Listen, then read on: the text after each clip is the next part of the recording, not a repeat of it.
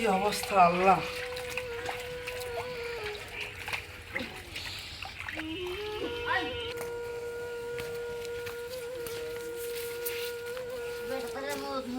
আসসালামু আলাইকুম প্রিয় দর্শক, আসলে আমরা এই বাড়িটাই আসতে চাইছিলাম।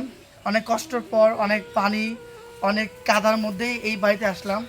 তো যাই হোক, চাচি একটু সময় হবে কি? আচ্ছা বসবো না, বসে বসে। চাচি কেমন আছেন? ভালো আছেন তোরা? তো আপনার বাড়ির সামনে তো অনেক পানি হয়ে গেছে। তো পানি খোঁচাবে কেমনে আসেন? এইটা কি? এটা আপনার মা? আল্লাহ। আসসালামু আলাইকুম।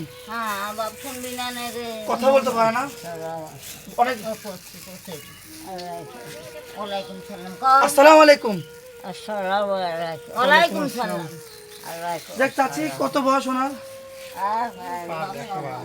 হ্যাঁ, 100 পার। 100 পার। আপনার আর কে কে আছে আপনার পরিবারে? আমার পরিবারের আমি কি, আপনার স্বামী, সন্তান? কেউ নাই, কেউ নাই। কেউ নাই।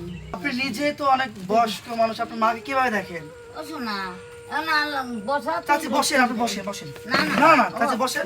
না না আমি আপনি বসেন, আপনি বসেন।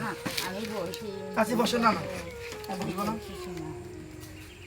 যাই হোক চাচি, আপনার মাকে নিয়ে কিভাবে দিনকাল পার করছেন একটু বলবেন? এই দরজা করতে সব বাদ দেয়, চাল দেয়, খাওয়াই না আমি এরকম হতে খাই।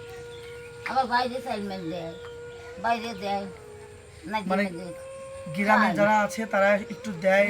হ্যাঁ দেয়, একটু তাই খাই। শোনার আমার পাড়াটা ভাত দেয়, চাল দেয়, খায়, একটা বস্তু দেয়, আর রক্ষে দেবে।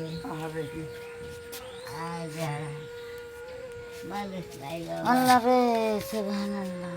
বেটা নাই, একটা বেটা নাই, আছে বেঁচে গেছে নাই। আপনার ছেলে একটা ছিল, মারা গেছে, এটাই বলতেছে? কত বছর বয়সে মারা গেছে? বলছে না, আমি কবি পেলে তো আমার বেটা মাছ অব্দি কম। আপনার মনে নেই? না না আমি পাইনি। 25-26 বছর না? আমি কবি পাইনি। আরে আমি পাইনি শোনা। তা আপনার মাকে নিয়ে তো আপনার অনেক কষ্ট হয়, আপনার দেখার মতো। না বাইরে সবাই চাল মাছ দেয়, দুই মাঝে চাল মাছ নিয়ে খাই, এই জন্য মাকে নিয়ে বসার ডুব দেওয়া শোনা।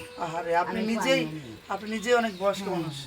কি হয় না, অনেক বাইকের অনেক আমি এনে এলাহা হয়তো রায়তালি করে একটু ভয় ভয় না, একটু ভয় লাগে, চারিদিকে অনেক বেড়া নাই। হয় আপনি রান্না করেন না, রাতের ঘর নাই, ওই যে পানি ভরি লইছে। আহারে, এই তো কষ্ট, রান্নাঘর। এই তো শোনাবে আল্লাহ আল্লাহ হবে আর খাই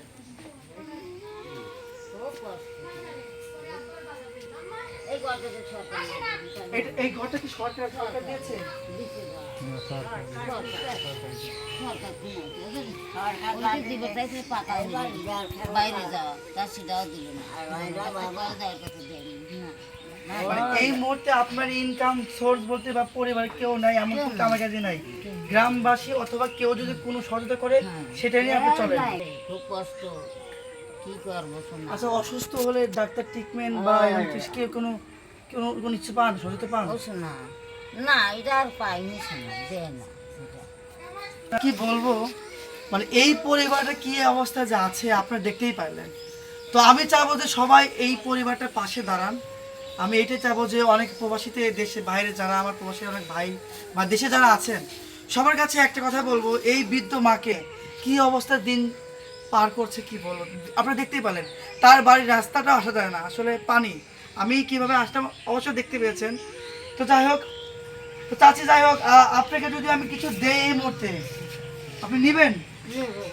অসুস্থ বললেন না? আচ্ছা যাই, আমি যতটুকু পারবো আপনাকে দিব। আল্লাহ রে শোনা, এক বছর গেছিল আর বাবা দেখে পাইনি। আচ্ছা দেখুন তুমি কত আছে, গুনতে পারবেন?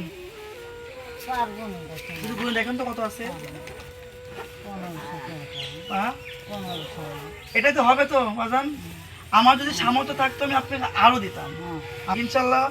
আরো যারা আছে, যারা আসলে ভিডিও দেখতে পাচ্ছে, তারা সবাই এনাদের পাশে থাকবেন। আমি চাইবো যে আসলে এই 1500 টাকা দিয়ে আমার মনে হয় না যে ওনার যে অসুস্থ মাকে নিয়ে ওনাকে নিয়ে চিকিৎসাটা হবে।